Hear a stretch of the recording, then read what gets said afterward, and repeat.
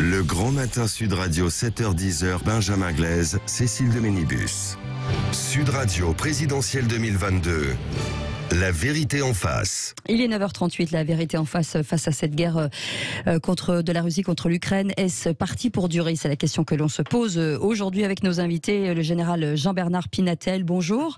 Vous êtes avec nous, vous êtes général deuxième section, spécialiste de la Russie et vice-président du think tank de géostratégie Géopragma. Et Philippe Delara, merci, bonjour. Vous êtes professeur émérite de l'Université Paris 2 et spécialiste de l'anthropologie, du totalitarisme et de la modernité. Et vos appels comme tous les matins 0826 300 300 si vous avez envie bien sûr de poser des questions. Et on va avec Adeline Diviou faire on est où pour l'instant? Oui, on va commencer justement par voir un petit peu la situation sur place, parce que ça a beaucoup évolué ces dernières heures notamment. Alors ça y est, la première semaine finalement de guerre en Ukraine est passée. Des pourparlers doivent reprendre aujourd'hui normalement entre les Russes et les Ukrainiens du côté du Bélarus. Mais la situation sur place, je le disais Adeline, évolue. On en est où? Alors il y a eu plusieurs explosions dans la nuit à Kiev. Après une première explosion hier soir vers 21h près de la gare centrale. C'était un missile russe qui a été détourné par les Ukrainiens avec un système qui permet de détruire les roquettes en vol. Dans le sud du pays, Kherson est prise par les Russes. Confirmation de l'armée ukrainienne après des combats acharnés avec 290 000 habitants. C'est la plus grande ville laissée aux Russes depuis le début du conflit, Benjamin. Et la situation se dégrade d'heure en heure du côté de Mariupol. Également, ville du sud et principal port ukrainien. C'est donc une bataille stratégique pour les Russes puisque cette ville permettrait d'avoir un lien avec les forces en provenance de la Crimée d'une part et celle des territoires séparatistes au nord-est d'autre part. En tout cas, déjà 1 million de personnes ont fui l'Ukraine depuis le début de la guerre il y a une semaine à destination des pays voisins comme la Pologne notamment. Oui, en grande partie, près de la moitié en tout cas de ces réfugiés. Merci beaucoup Adeline Diviou. On en parle justement avec vous, général Jean-Bernard Pinatel, pour débuter. On a l'impression qu'en ce moment, là, sur les dernières heures, on est en train de vivre peut-être un moment important dans cette guerre en Ukraine. C'est un moment potentiellement de revirement qu'on est en train de vivre aujourd'hui, actuellement? Non, je ne pense pas que c'est un moment de revirement. C'est un moment, je pense, d'accélération de l'offensive russe. Je voudrais juste préciser un petit peu mon CV en 2 mots. Je suis aussi, depuis 31 ans, chef d'entreprise. J'ai quitté l'armée en 89 et c'est en tant que chef d'entreprise que je connais la Russie et non pas en tant que militaire. Voilà, c'est même si je suis un géopoliticien et que je suis évidemment dans le think tank Géopragma les questions internationales et des géopolitiques.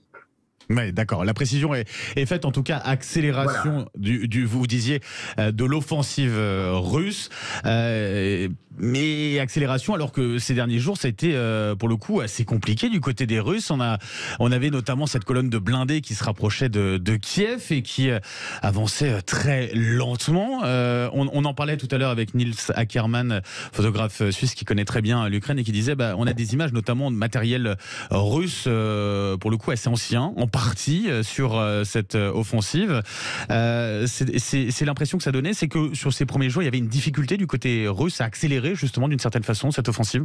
Alors, je pense initialement que les Russes ne voulaient pas prendre Kiev. Ils voulaient probablement prendre toute la zone qui est le long de leurs frontières et où il y a une population qui est russophone et russophile. Et sur Kiev, ils voulaient faire une pression parce qu'ils espéraient probablement une reddition du président, etc. Donc, parce que ils ont des moyens, les Russes, mais si on fait la guerre avec des moyens militaires. Donc, je pense que dans les forces qu'ils peuvent projeter hors de leurs frontières, occuper Kiev serait pour eux une grosse faute stratégique. Et donc, je pense qu'ils préfèrent que dans un premier temps, je ne sais pas s'ils ont décidé maintenant, mais dans un premier temps, ils envisageaient beaucoup plus de faire une pression sur Kiev en espérant, d'abord, premièrement, mobiliser des forces autour de Kiev qui ne viendraient pas dans l'Est s'opposer à leur offensive dans l'Est et dans le Sud, mais rentrer et contrôler une ville comme Kiev, où il y aura évidemment une résistance forte, c'est quelque chose que les militaires n'envisagent pas avec plaisir. Philippe Delara qui est avec nous également ce matin sur Sud Radio. Merci d'être avec nous avec cette guerre qui dure en tout cas déjà depuis une semaine.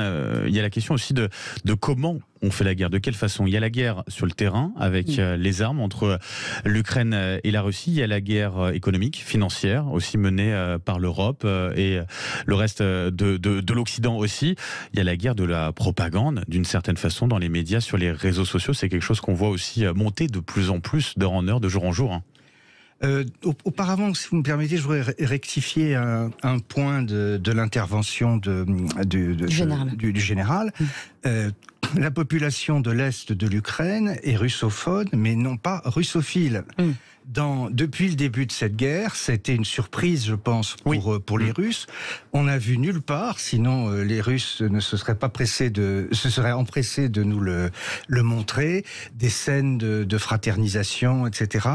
Dans la zone dite où la population est effectivement russophone, au sud-est de l'Ukraine, la résistance est acharnée, même si elle est désespérée dans le cas de Mariupol. Tout à fait.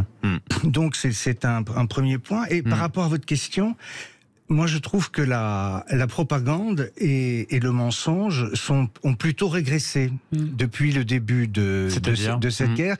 C'est-à-dire que la conception, le narratif russe sur la guerre et la crise en Ukraine a été tout simplement démenti par le fait qu'ils ont lancé une opération massive dont nous ne connaissons pas exactement le but. Et d'autre part, la résistance très importante, très bien organisée et encore une fois unanime. Il y a pas de, on n'a pas vu de gens choisir la Russie en Ukraine. Je pense à un impact très très fort sur la population. Et ça met en difficulté les personnalités, les intellectuels, les hommes politiques qui étaient plutôt du côté de la Russie. Voyez ce qui s'est passé avec les rétropédalages d'Éric Zemmour ou de Marine Le Pen ou de Jean-Luc Mélenchon. Mais est-ce que ça veut dire que ce qu'on entend de Vladimir Poutine sur l'OTAN, sont des mauvais sujets? En fait, c'est quoi? C'est un leurre? Tout ça, c'est un leurre? Complètement. C'est-à-dire que l'idée que l'OTAN menace la Russie, et surtout, parce que c'est très important dans le discours officiel russe, que les Occidentaux ont menti à la Russie en tenant pas leur promesse de ne pas faire l'extension à l'Est, c'est tout simplement un mensonge. Alors sauf que c'est un très gros mensonge et qui est déployé depuis des années avec beaucoup de moyens. C'est significatif, par exemple, que beaucoup de gens encore croyaient de bonne foi que l'Ukraine était un pays très divisé entre l'Est pro-occidental, ukrainophone, l'Ouest, et l'Est russophone et russophile. C'est tout simplement pas vrai. Et ça a été démenti par la réalité sur le terrain depuis le début de ce conflit général. Jean-Bernard Pinatel, vous vouliez réagir à ce propos? Alors, je ne suis pas totalement d'accord, évidemment, et c'est pour ça qu'il y a un débat avec le professeur. J'ai écouté une correspondante de guerre qui est dans le Donbass, et dans le Donbass, actuellement côté russe, elle racontait quand même que depuis 2015, les Ukrainiens n'ont pas respecté les accords de Minsk et ont tué de l'ordre de 12 000 habitants. Donc, et deuxièmement, l'idée que on oublie quand même des choses concernant la Russie. La Russie a une paranoïa de l'attaque venant de l'Ouest. Et ils ont quand même perdu dans cette grande guerre, même si avant les Soviétiques ont fait des massacres considérables de la population russe et ukrainienne. ils ont perdu 23 millions de personnes, c'est-à-dire 14% de leur population, alors que nous, occupés par l'Allemagne de notre côté, on a perdu moins de 1% de notre population. Et les Américains aussi. Donc, il y a une véritable paranoïa russe qu'il faut prendre en compte. Si on veut se positionner en médiateur et aboutir à la paix, alors que l'OTAN ne se soit pas avancée depuis 91 vers la frontière de la Russie, c'est un fait, on ne peut pas le nier, cela. Mais vous avez parlé, je reprends Cécile, vous avez parlé de paranoïa, donc et en même temps vous parlez de raisonner, de diplomatie. Est-ce que c'est pas contradictoire justement de raisonner face à de la paranoïa? C'est compliqué. Moi je pense que si on veut la paix, vous savez, moi j'ai fait la guerre et j'ai été blessé en opération. Et à 9h30 du matin, j'ai été évacué à minuit et j'ai eu 2 morts et 7 blessés dans ma section. Donc je connais l'horreur de la guerre et en général, d'une façon générale, les militaires sont en général moins bellicistes que les civils quand il y a une guerre. Donc ce que je voulais dire, si on veut se positionner en médiateur, ce que veut faire Macron, il ne faut pas raconter un discours unilatéral. Quand il dit que Poutine, il y a une interprétation idéologique de Poutine en disant un esprit revanchard et un esprit révisionniste. Moi je dis oui peut-être, mais il y a aussi des faits objectifs. Il y a des faits objectifs qu'il faut prendre. C'est d'abord le fait qu'on n'a pas respecté ce que l'on a dit à la Russie à partir de 91, que l'OTAN n'est peut-être pas agressif, mais les Russes le perçoivent comme ça. Voilà, donc si on veut aboutir à une négociation, il faut prendre en compte les intérêts et les perceptions des deux parties. Général, on en parle dans quelques instants. Et vos appels 0826 300 300. La guerre en Ukraine est-elle partie pour durer? Votre avis au standard, à tout de suite. Le Grand Matin Sud Radio, 7h-10h, Benjamin Glaise, Cécile de Ménibus. Sud Radio, présidentielle 2022. La vérité en face. La vérité en face sur la guerre en Ukraine est partie pour durer avec le général Jean-Bernard Pinatel, général 2e section, chef d'entreprise aujourd'hui et vice-président du think tank de géostratégie, Géobragma. Et puis Philippe Delara, professeur émérite de l'université Paris 2, spécialiste de l'anthropologie, du totalitarisme et de la modernité. Et puis vos appels comme tous les matins 0826 300 300 avec vos questions. Et c'est Romain qui nous appelle des Bouches-du-Rhône. Bonjour Romain. Bonjour Romain. Bonjour à vous. Et bienvenue. Merci beaucoup. Déjà, je voudrais saluer l'intervention du général, qui est très éclairée, posée, sans parti pris. Et c'est très important, je pense, dans un conflit comme celui-là, parce que je pense qu'on n'a pas tous les tenants, tous les aboutissants. Je voudrais juste commencer mon propos en disant que on comprend peut-être pas forcément les États de Russie. Alors bon, ils n'ont pas autant d'ancienneté en démocratie que nos pays occidentaux. Ce que je voulais relever aussi, c'est que les donneurs de leçons, comme les Américains, qui dirigent l'OTAN, c'est une nation qui se dit démocrate, mais une nation de démocratie très jeune, 240 ans, peut-être 230 ans de guerre, et qui viennent donner des leçons à tous les pays du monde, en fait. Mais qui nous a précédés, en l'occurrence, en parlant de démocratie, les États-Unis par rapport à la France.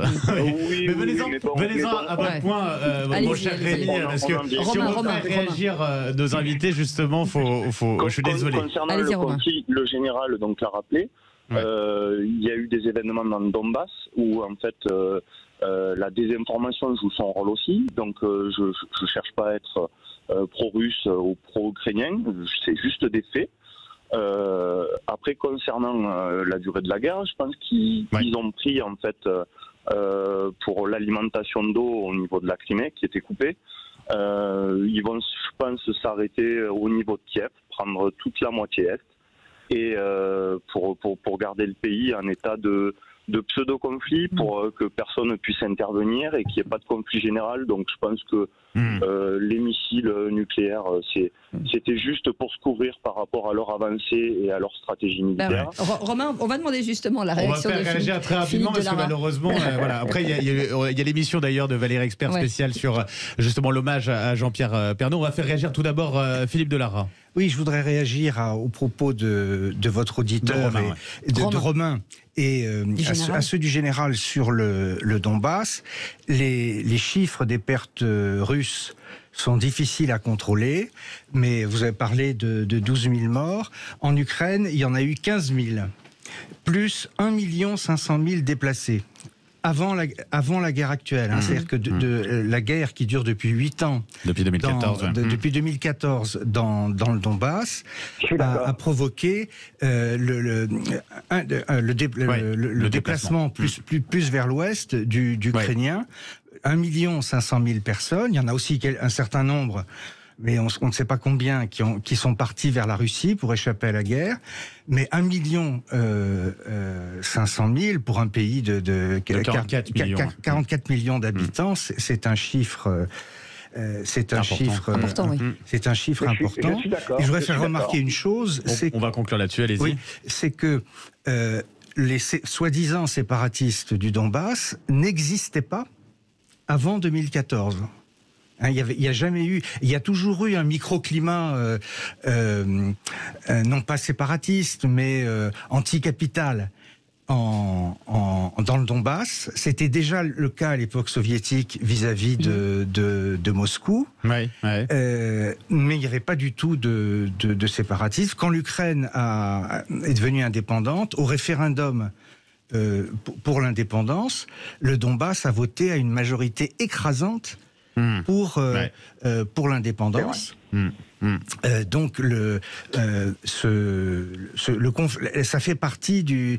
On n'est pas ici. En tout cas, il voulait cette ouverture sur l'Europe. Voilà. On n'est pas ici pour négocier, faire de la diplomatie. On est ici pour parler vrai. Pour parler vrai. Et c'est difficile compte tenu de l'ampleur de la propagande russe, mais ce que je dis là, je connais bien l'Ukraine et je ne sais pas une réaction émotionnelle par rapport à cette guerre. J'aurais dit le même type d'analyse. Il y a vous dites effectivement ce que vous pensez et ce que vous avez pu vivre et voir. Un grand merci en tout cas. Merci Romain qui était au téléphone avec nous. Merci à vous Philippe Delara qui était avec nous aussi ce matin sur Sud Radio et général Jean-Bernard Pinatel aussi. Merci à vous. Malheureusement on est obligé de conclure un peu rapidement. Vous l'aurez compris. Et merci d'être venu vous exprimer en tout cas. Merci d'avoir pu être là avec nous ce matin sur Sud Radio. C'était un plaisir de vous recevoir.